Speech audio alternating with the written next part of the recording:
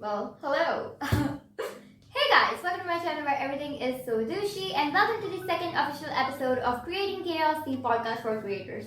I'm your host Sushi, and today I have a very special guest for you guys. Her name is Saranna Rotgard. Now, she makes informative videos on her channel or educational videos. So if she finds out about something cool, she makes her videos about that. All of her videos tell an interesting story that you will be invested in from the get-go, and yeah, you will end up learning something new and you will end up learning something you like. I feel like I'm talking a bit too much over here, but yeah, basically this episode was filmed back in November. Her channel was in a pretty different place back then. Right now she has 1,000 subscribers, and yeah, I would really like it if you guys could go to her channel after this podcast episode and check out her videos. If you like what you see, make sure to subscribe. I just think she deserves way more support than she has right now. And yeah, her videos are incredibly unique, so is she. Without further ado, let's get into today's episode.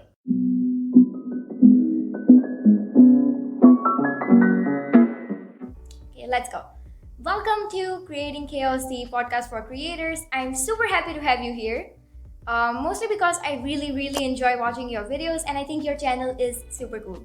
And I just think that, this will be a really great chance for you to introduce your channel to more people, because I still don't understand why I, a girl who just, simply sits in her bedroom and makes crappy videos on her mobile, has more subscribers than you, who puts in so much work and effort and research into your videos. So yeah, let's just start by talking a little bit about you and your channel. So tell us a little bit about yourself. Yeah, well, first of all, you definitely deserve all of your subscribers. You do a lot for the community. I'm from New York. I grew up here. I live here. And I kind of have a very weird background. I started in music my entire life. I went to school for flute and piano, and then I decided I wanted to sing. Then I decided, this was a very linear connection at the time, that I wanted to do neuroscience, and came back to New York to do neuroscience.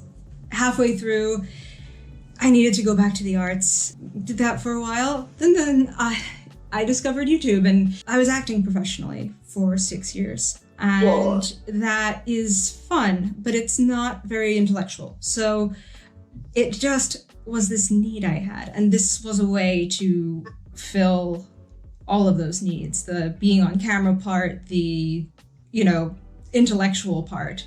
Okay, so next up, tell us a little bit about your channel. So my channel is hard to describe. It's I would say very broadly a general interest channel. But it's for people who are curious. It's for people who like learning a little bit about a lot of things, a little bit about the world in different ways, kind of looking at everyday things and questioning them, saying, well, this is ordinary. What is extraordinary about it? And also looking at kind of obscure things and saying, well, what is relatable about this to everyone in kind of a global sense? I learn things and I tell stories about them, which is kind of my tagline from the beginning, because I'm an actor. I've always learned things and told stories about them. And this just kind of applied to real life too. Someone described it as for the nerds and lifelong learners. Yeah, I really like the idea of your channel, and I think what's really cool is I've never seen a smaller channel about the topics that you are covering.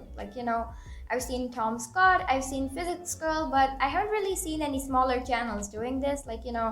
Most smaller channels I know are either lifestyle channels or, yeah, just stuff like that. So I find it really cool that there are smaller channels actually going into different niches like this. Okay, so I've binged a ton of your videos, and I obviously know a lot about them, but for the audience that is watching, could you tell us a little bit about what makes a Saranna Rotgard video?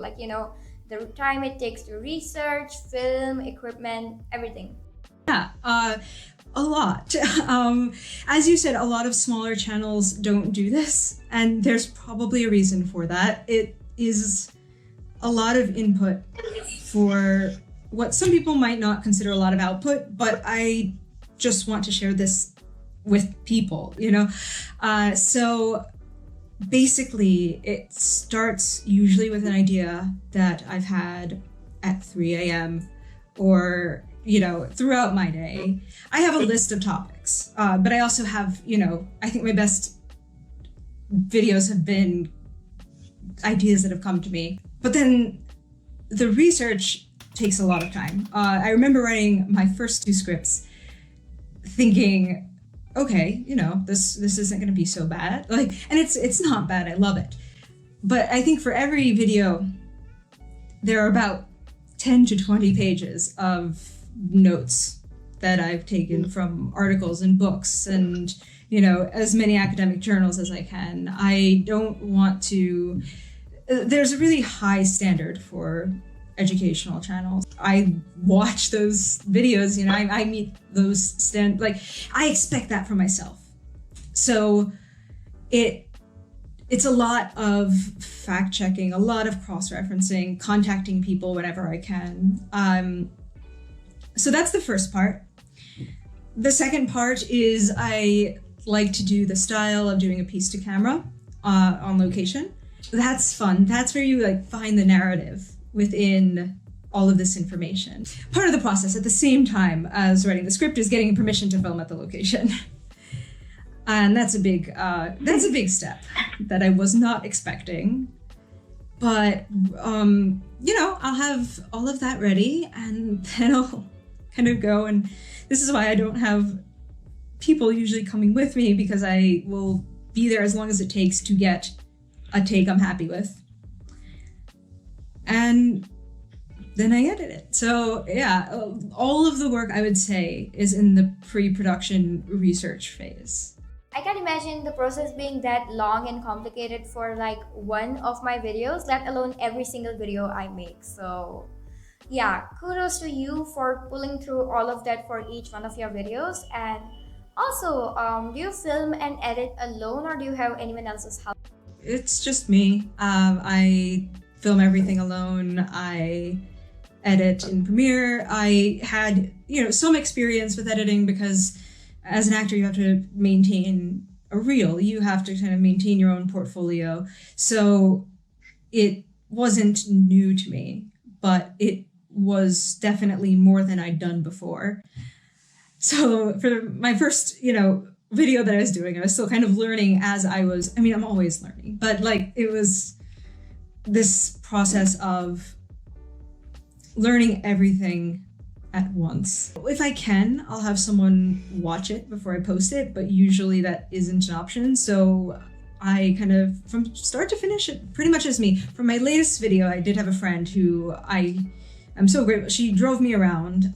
She stood there while I recorded my piece of camera for 4 hours. That was the only time that I actually had, help doing this. Occasionally, I will reach out to the education director of a place and they'll point me in the right direction. It's fun to kind of talk about what a place is really about according to the people who are there and then put my take on it. I was watching your last video and it was better than literally any video I had seen that day. There are people, I watch a lot of YouTube, way more than I should. And I watch people with 1 million subscribers and 1,000 subscribers and all of that. And, I think that when people visit different places in their videos and you had that really cool B-roll footage and everything. And I just thought that was really cool. I really think your videos, could get a funding from other people and that would be totally justified, given that you are delivering all this information to other people that we personally would never bother researching about, or we wouldn't have known about these places in the first place. At least me, who lives on the other side of the globe, there is no way I would have known about the Suez Canal being the widest canal, and also the conspiracy about there being canals on Mars. I would have never found out about that. And yeah, the nerd inside me would have been starved. As you mentioned that a lot of your videos are about small towns and places on the actual planet. So what is the response of the locals that live around those places to your videos? It's really fun. In New York City, because it's New York City, the response is pretty much ignore me entirely, because that's kind of how New Yorkers are. We've seen it all. There's a girl talking into a camera on the street who looks insane, but so does everyone else. But when I go to somewhere to film this, it's really fun. I try to, especially because of COVID, I try to film in places that aren't crowded. But it does attract people. Like if I, have a tripod set up, which I do like to do when I can, it attracts people. They're kind of interested in why I'm there and what I'm talking about. When I was filming in Massachusetts, I made some friends. It was right near a parking lot, and people pulled up in their cars and they were watching me record the video. And, when I got the take I wanted, everyone cheered, which is really exciting. And then also, I get people who come up to me as I'm filming and ask questions, and I love that. I've had people kind of stop me in the middle of the take and then apologize, and I'm like, no, I'm here to talk about this. Let's talk about it. I think all of this is like really cool, and yeah, I can't imagine how much fun it would be to just go to different places and meet different people. And I sometimes wonder when I watch your videos that the places seem so normal at first glance that I sometimes wonder if some random building around me also has a really cool history that I could make a 10-minute video about. It's just, I really like the idea of you finding out all of these really interesting places that look so normal at first glance. I know you mentioned that at the beginning of the interview, but yeah, the whole concept is just really fascinating. As you said, the things seem so ordinary at first. And even just looking at my own neighborhood in that way, I've discovered things. That being said, I have a list of places bookmarked all over the world that I would like to go to and do videos on, and would go tomorrow if I could and had the money. Yeah, I'm sure it will happen eventually, if not soon, but yeah, for now I would like to know what your goals for the channel are. Even if you're not able to put out videos for some time, what are the things you have in mind for your channel? I just passed 1,000 views on a video for the first time today, so I'm celebrating that. Wow. Oh my god. Okay, so I did not know about that. First of all, congratulations. Thank you. So I have all these new people watching now, which is exciting. It's still nowhere near, what I need to do things like go to the widest canal just because I can. Because I can't anymore. Yeah. But in terms of, what I bring to the platform and to the channel, so there's a question on this class that I did. It was this free 4-day YouTube masterclass by the channel that, does that and talks about all these things. And they had you define the purpose of your channel. What do you want it to be? And I did very specifically. But then I thought to myself, the creators I look up to, there are, maybe 5 or 6 people that really inspired me to do this. I thought, I want to be in that window too. I want to be on that platform with them. And they did nothing short of change my life, because they got me to think about the world in a way that I never had before. I'd spent 6 years thinking about, how am I going to get on this TV show? And you get into that mindset of your life, everyday life, your goals. And I was in that place. And then I see these people, they think so critically and are able to convey the things that they learn and think about.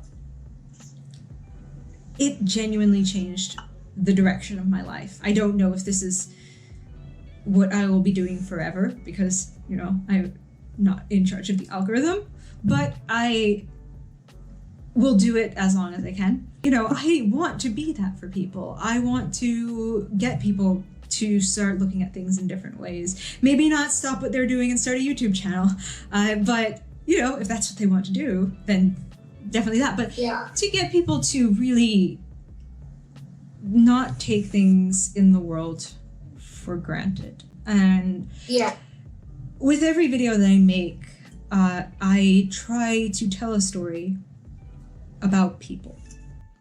It's just fascinating to me how each individual brings so much to this platform. I think you will see more larger channels doing their own thing and being confident in their niche. But when it comes to smaller channels, we are all, at some level trying to appeal to the audience more than appealing to ourselves as creators. And I just think it's really, I find it really fresh to see a channel that's making content that is pretty niche and maybe not a lot of people are searching for, but it's what they like and that is good content. Like, people who are interested in these things will find your channel to be a blessing for them.